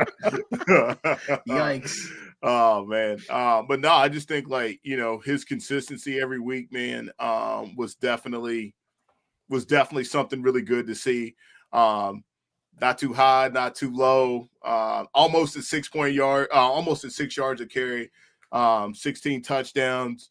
I like him, man. I like him a lot. I think, again, we keep saying this depending on where people fall and things like that, but he's definitely someone that, if he's in the right space with, a very mid running back too, he's somebody that could absolutely see himself on the field quite a bit. Checks the boxes, man, for all 3 downs for me. So I think it'll be very interesting, but he's a guy that I really love for sure, and hope he lands in a really nice spot, man, on day 2 or day 3 with the team, so so he can get on the field. But that's my guy. I think that's underrated, and I want to say this, George, either your guys in the SEC or he's either somewhere down south would be my best guess, but that's my guess for your underrated guy. But I'll give you a hint, not SEC. Okay. All right. Okay. I'll give you a hint as well, not SEC. Okay. All right. Okay. All right. Nick, all right. I'm gonna ask you to see if we have I'm gonna ask you a conference to see if we have the same person. Don't do it, man. Big 12? Yep. Oh no. Okay. All right. No. All right. What's down south, bro? You ready? 3, yeah. 2, 1. Jordan Ollie James. Gordon. All right, close enough. No. Ollie is who I thought it was going to be. That's who I thought it was going to be. Oregon Duck, baby. Yeah. No, they're Big 10. They're still Big 10? No, they were Pac-12 and they moved to the Big 10. Oh. The Big 12 is like Texas Tech and I got you. I fooled There you go. Yeah, you did because you didn't answer the Fooled myself too. Oh my god. But Jordan James for me, because Yes, he's good. I don't like him. get it. I don't understand why people have him towards their top 10. Can someone help me out with that? Like, I know Jordan James is not the best blocker. However, he has a very versatile skill set. And I'm just really surprised. Like, yards per carry, 7.1 yards per carry. Like, has to say something. I get it, not as many career carries, this, that, and the third, whatever. But look, like, monster. He runs a I don't- 4.5. Like he runs a 4.5 at 205 pounds. Like, Right, John, can you help me out here? Like, I Yeah, don't no, man, understand how people. no. I don't get it. Play for a high-powered Murfreesboro. offense. Like, I don't Murfreesboro, get it. He played at Tennessee high school. Yeah, Murphy. Yeah, no. I didn't You guys realize. help me out here. Like, Neither did I. 15 yards, 15 Neither did I. touchdowns. I was like, I shit, don't okay. understand. I why is he Yeah. not getting the love? I don't understand. Like, I don't understand it. Help me out. Like I said, the pass protecting, I know that could use work. Like, I know that. But we say that about like everyone right. in this class. There's Right. not that many that we look at as like, okay, they're a great blocker. Yeah. Like, do people not like his vision? Like, I don't I just help me out there, because he's no way he should be at like number 8 on some people's boards right now. No way. Just no way. Shoot, I'm seeing him like even further down some boards. Yeah, I was about to say See what I 10, mean? 12. I'm just like, yo, I don't get it. I Yeah, don't understand it. I don't get that either. My guy, Ollie Gordon, is who I have as my underrated guy. That's fair to Okay. say. Yeah. And That's my, fair to and, say. where I Definitely fair to say. and my thing with Ollie Gordon, and Nick, you'll understand this because we just drafted him last year. This is who reminds me a lot of Braylon Allen, as in he popped before his draft season. He popped draft -1, where last year he won the Doak Walker. He ran for 1,700 yards and 21 touchdowns at wild. Oklahoma State. Keep in mind, Oklahoma State, yo. even this year, he was not Cowboys. horrible. Even this year, he wasn't terrible. I mean, he didn't have a great season. Oh, like just over 800 yards, But 11 touchdowns. But do you guys know how many wins that Oklahoma State team had this year? If you had to just guess. 7? 5. Lower Than 5? 3. Jeez. They were Oh. 3-9 this year. Oh. And somehow their coach still has a job. Looking at you, Mike Gundy. Hey, yo. Wow. We need Yeah. dogs. Oh, Lord. Like, I want to Take go out the back and Take out the trash. I want to go back and look at who they actually beat, because I don't think they won a single conference game this year. That's rough. That is. They That's were. super rough. Where's Oklahoma State? Oklahoma State. They were that's last or next year. I don't need that. Okay, yeah, they won the first 3 games of the season and then did not win again. Ouch.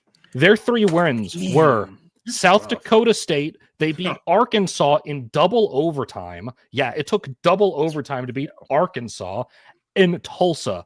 Then they lost in a row to Utah, Kansas State, West Virginia, BYU, Baylor, Arizona State, TCU. This year's TCU, they lost by double digits.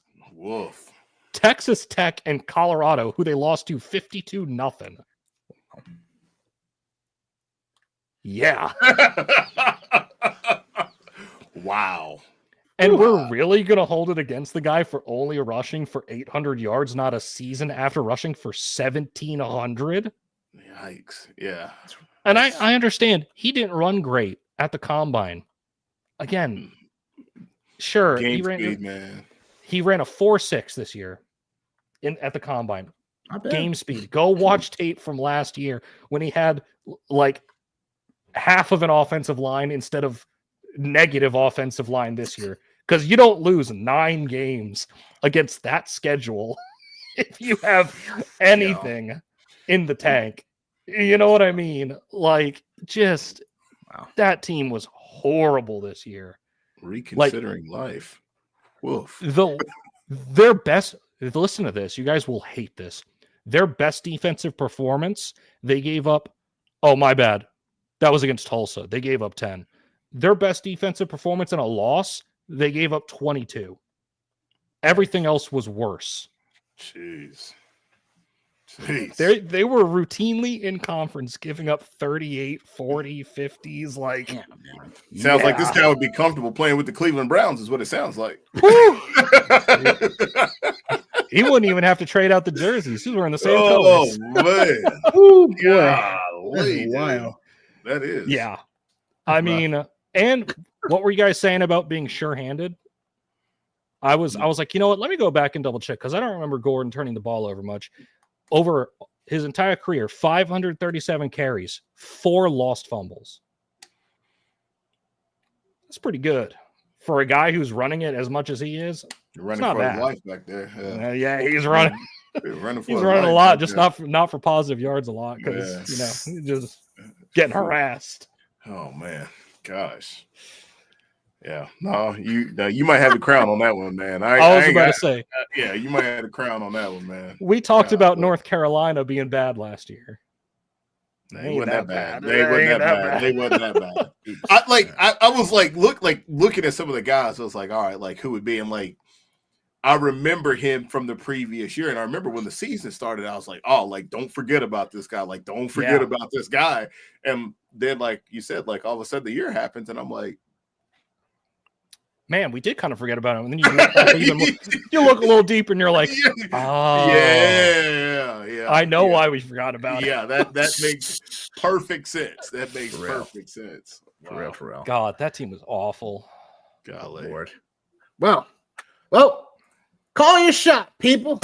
Call your shot on this year's running back class. Call your shot. Who you got? What's gonna happen?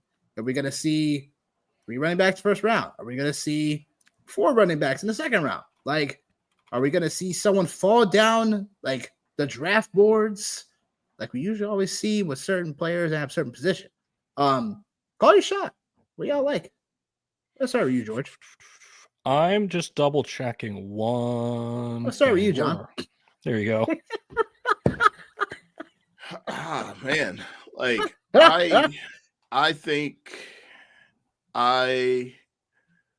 think there will at least be 5 running backs this year, whether it's through injury or whatever, just from the fantasy perspective, that we play consistently at some point in time during the year. I think there'll be 5 guys. I think this class is that deep. Yep. I'm going to go. Yep. I'm going to say there's going to be 5 guys that we can play, whether that's in a super flex format, whether it's an aggressive roster, like, more than 20 some odd rounds.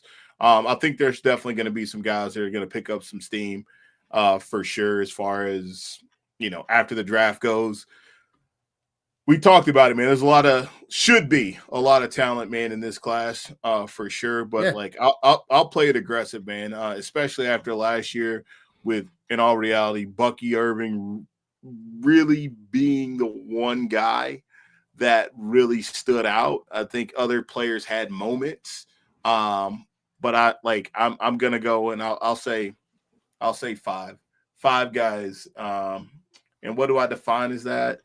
I'd say, man, give me 5 players in. Yes, sir. Jay Boogie. Yes, sir. We already hit that. My man. What about Dylan Sampson? Jeez. My man. Give us context, Jamal. Dog, like you said. I think there'll be 5 guys that'll finish, I'd say, in the top 40, top 45.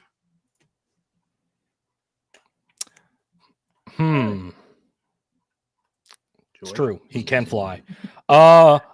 I am going to say this year's class is going to have the best sleeper.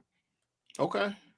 Like the best, like 3rd round or later draft pick, be that for fantasy or actual. What I was looking for is I was looking the last couple years and I'm like, okay, because obviously I don't know that the high end of this class is going to be as good as it was not last year, but year before last when we had Bijan and Jameer, who both have just, been absolute Nice. stars. Yeah.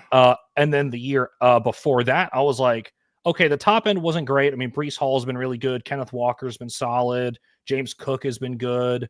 But then that middle ground is kind of eh. And then the best beyond that was Kyren Williams. And I'm like, could this class have a better running back than Kyren Williams in like the later rounds?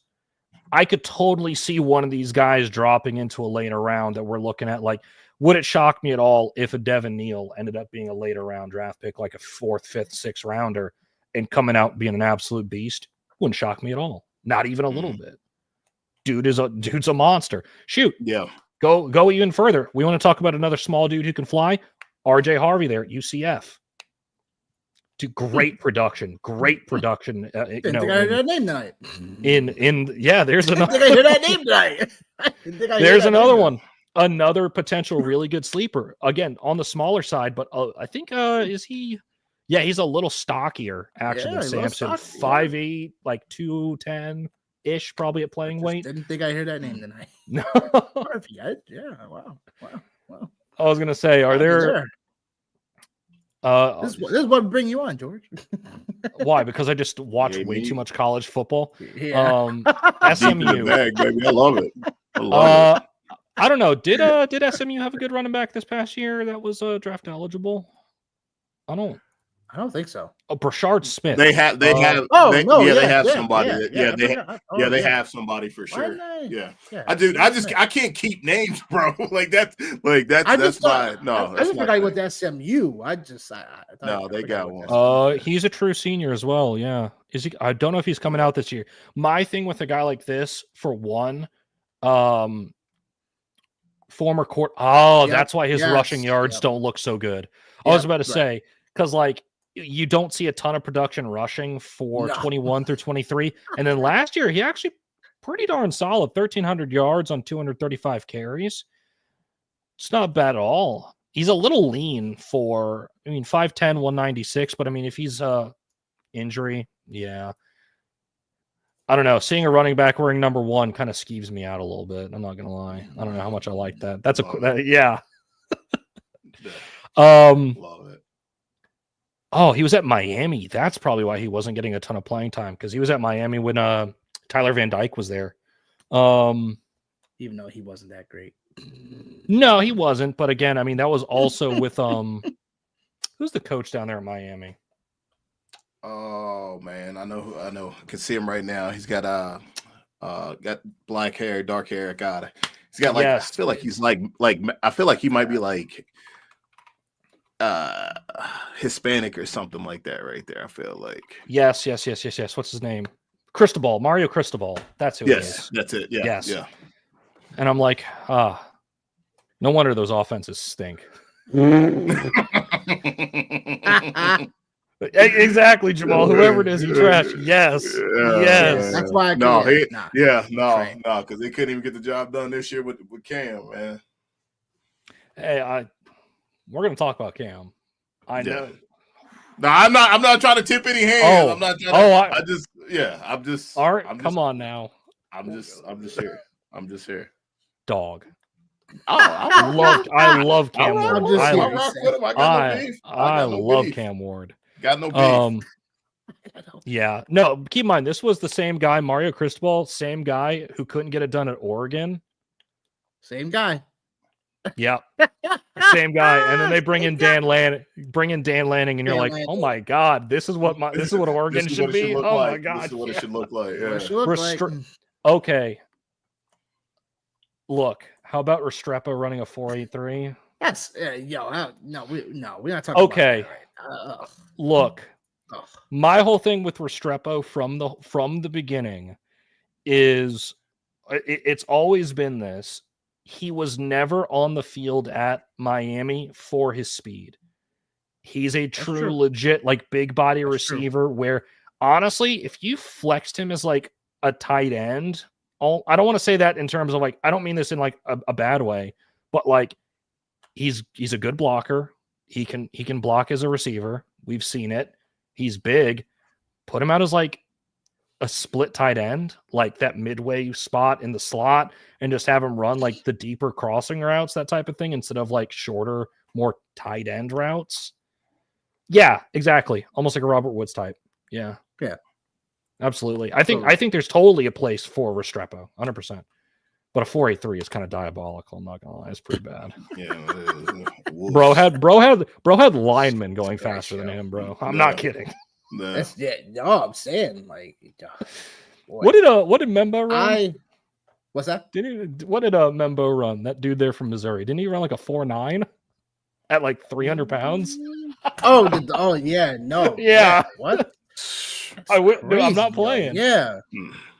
No, D line, maybe they about that life now, man. I think no, he's an O-line. I think he's a guard. Oh shit! Now hold on. Just saying, like, yo. Oh yeah, it's close enough. Armand Bembo ran a 4.9 140 time. Man weighs 330 pounds. Jesus. Yeah. Athleticism score. Combined offensive line rank first. Shocking. Oh, and he did 31 reps on the bench, so don't forget about that. It's wild. Jesus. I guess I'm gonna call my shot here. Yes.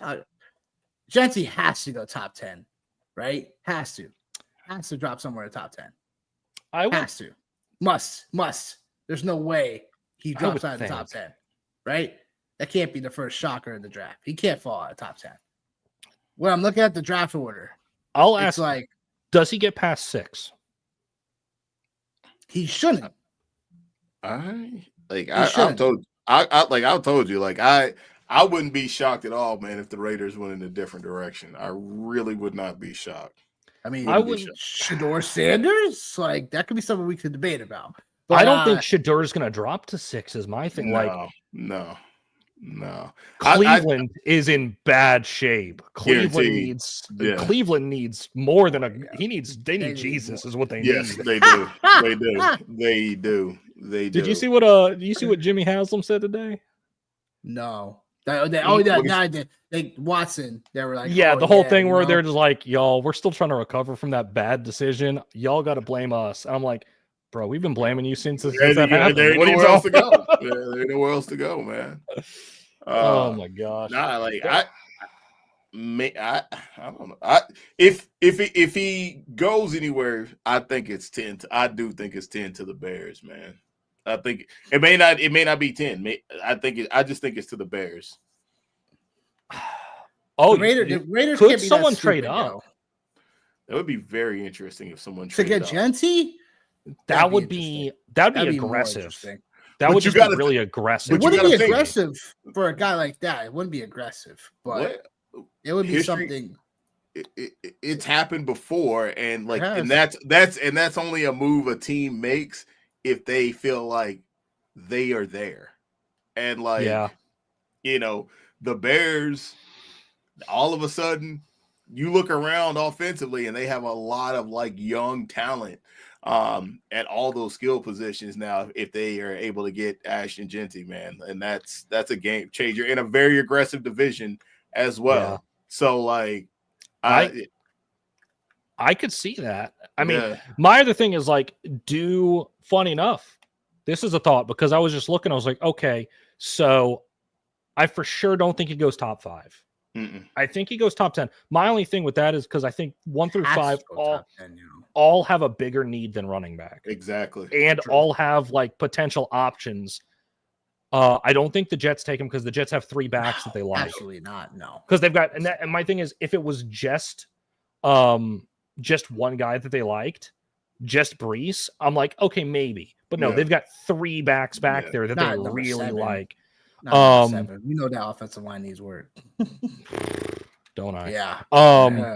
But then I was like, okay, what about Carolina? I know they just gave Chuba Hubbard all that. Yeah. I know they just gave Hubbard all that money. I get that. He was great last year. But all they have behind him really is Rico Dowdle and Jonathan Brooks, who at this point, can we trust his health? No, I don't think we can. No, not John. I don't think you can trust Jonathan Brooks' health. But if they just got Rico Dowdle, man, like I think that's him and Hubbard. They will look at that and say, "This is enough for right now."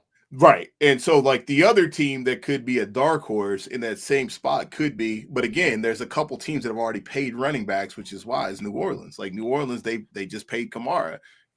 True. He's a little bit longer in the tooth and they need everything. So like I did look at them, I did look at Carolina, I did look at New Orleans.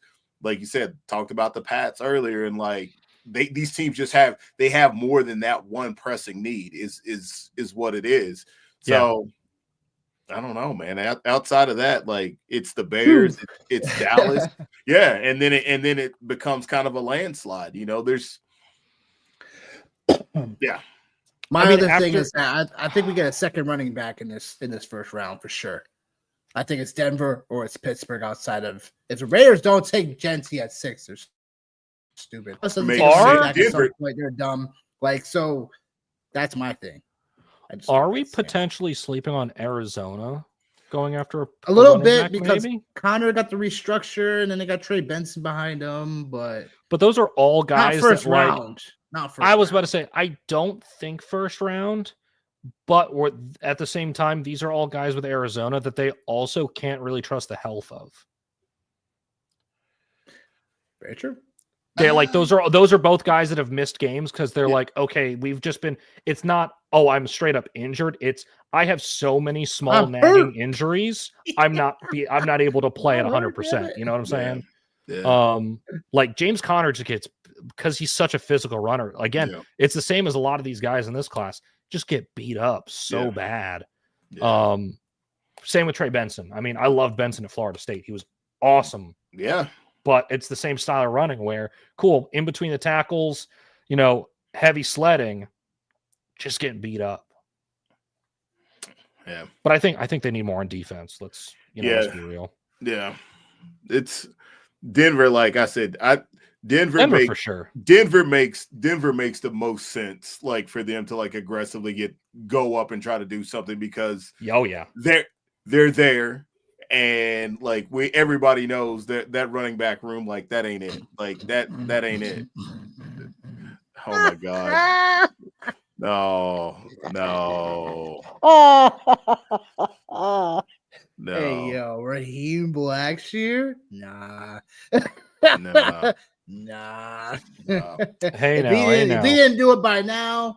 Nah. You know another like I seen another one, man, that I don't think they're gonna do it because it just I don't know. But like the Colts too, like that's another team that like I was looking at them. I was like, that's another team. They did just pay JT though. Yeah, they did just pay him. But like again, man, there's so where do they pick though? 14? 15 or 14, I think. Yeah, 14 or 15. 14. Okay. Yeah.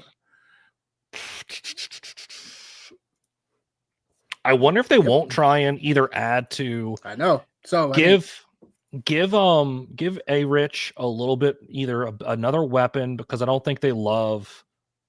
I mean, this one mock that I pulled up just because it's not a good mock. It's a bad mock. Yeah. But I just have Tankathon pulled up because their big board's actually decent. It has like a lot of the info together. Yeah. But they have Tyler Warren going 14 to the Colts. Yeah, I've heard a lot about that. I could see that. I've heard a lot of that. They were like, yo, he does either the Jets or the Colts. Like he doesn't. You want to hear the Colts depth chart at tight end right now? It's ugly. Oh, I know one of them is Mo Alley Cox for sure. It is. Yeah. On here, it is not. Yeah. I don't know that he's on there right now. Oh, damn. Woof. No, he's not. He's not there. Oh, shit. Right now. They have it is Drew Ogletree, Jelani Woods, Albert O, Sean McCain, and Will Mallory. That's damn. Where did Mo Alley Cox run off to? Wasn't he a former basketball player? Yeah, man. My cousin, man, he played at VCU. He played with him there, man. That's the only reason why that's the only reason why that name always like sticks with me, man. is that right there? VCU, good basketball school. He's a free agent still, has not signed anywhere. Seems to be a recurring theme tonight. Good basketball. Bro. I didn't know Mo Alley Cox was already 31. Jeez. Yeah. Yep. Yeah. Old dog. He ain't that old. Come on now. Yeah, old dog. Come on now. Yeah, 31? Old dog. NFL old, not real life old. Okay, yeah, fair enough. Yeah. NFL. Yeah, exactly, I'm sure he of could course. go find it. He could go find an NBA team to play for. I'm sure. Bro, PJ Tucker just got a was legit about to extension say. after a pair of 10 days. Oh I my don't want to god, hear that's it. terrible. Yeah, Oh my- yeah. That's Tibbs' I'm about to guy. say, Like, man, it's come tough on. sledding in the league, That's, brother. that's It's tough Tibbs. That's sledding. Thibodeau's It's tough. guy, though. It So is- that's it is not Tibbs' shocking. tough- It is Oh, Tibbs' guy. Not shocking. It No, is you're tough right. sledding out there. It really is. Well, boys, we got final thoughts here. My final George. thoughts is No. John. George. Yes. Golly, man, Jesus, bro, you in the bag over here, brother. I'm glad No, we got. this- I'm No, glad we this got one, you in there, this one is not even gonna be. It was not even gonna be a football one. It's gonna be. I can't believe the Grizzlies lost again. Oh no, 117 Yeah, I know. to 103. I'm dude, about man, to they're throw my they're phone. fucking falling apart, man. Falling apart, bro. Falling apart. Don't ask yeah. me any good questions about them. Don't worry, we'll take it offline. Oh, good. Y'all don't want me. That's my job. Y'all gonna get me into work mode. I don't want to hear that. Yeah, I'll take it offline with you. No, man. No, just this guy right here. The GOAT. Thank you, Aaron. Yeah. I love it. Oh man. No, dude. Much appreciated, man. Thanks for hanging out with us tonight, man. And Oh, hell yeah, absolutely. Obviously, man, you're in your bag for sure with this right here. Don't have anything else, man. Just looking forward to the Nothing else to say. yeah, looking forward to the next go with you, man, for sure, bro. For Absolutely. sure. I should be on the next 2 weeks for the rest of our chat on this pre-combine. Isn't the combine 24th or something like that? With the draft itself, Yeah. the 25th. Yeah, I think it's like the 24th, 25th, and 26th. Last Thursday of the month, right? Yeah, Thursday, really? Friday. Yeah. I don't know Oh, about that. I geez. know it's the 24th. I know it's like the 25th and 26th. I know. Yep. Okay. 24th to the 26th of April next month. Folks. Yeah. Good old draft. Next month, bro. Next month is tomorrow. What are you talking Next about? month is tomorrow. Yeah, it is. Next month is tomorrow. Next month is actually tomorrow. George. Final thoughts, man. Thank y'all for having me. Obviously, I appreciate the opportunity to come on here, hang out with you guys, talk some football. It's great, man. I love it. You guys always put out great content, always doing good stuff, and happy to come back next week and the week after. Is there any plugs where people can find your work, George? Oh, if other people want to see the absolute trash that I post on my Twitter, you can find my Twitter at KingGeorge94. If you want to hear more of me without having to look at my ugly face, you can go to the Odyssey app and look up 92.9 ESPN Memphis. I am the producer of our 2 to 4 show, The Jeffrey Wright and Company. I am on there every single day from 2 to 4 p.m. Central Time. Central Time, folks. You heard. Yep. You heard it first. Heard it. Final thoughts for me. Well, got some exciting announcement to share with y'all. So this Sunday, we have our debut of the Spaces Talk on X. Look for the time. And if you guys want to join into space, you are more than welcome to join us on the X platform. Because we're going to go over way too early rankings / best ball content. Guys, where we're already starting to see some ranking shift, and now we have some more context on where players have landed. We're probably be talking about Stephon Diggs and where people are drafting him at the moment. Are people looking to reach for him yet? Who knows? We're going to be talking about some of the free agency places like Cooper Kupp. Where does he end up in some places? So we're going to have some awesome discussion and debate. Feel free to check out our X accounts. If you aren't following us on there, these are the tags for us. So right there on X, you can follow us all on there. And that talk's going to happen probably Sunday. Like Sunday afternoon-ish. Time will still up in the air at the moment. We're trying to get our panel still together. Make sure everyone's confirmed for a certain time, so that way the panel will all have a nice discussion about it, and then everybody can join in. So we look forward to seeing y'all next week. For Johnny, for George, myself, we'll see y'all next week.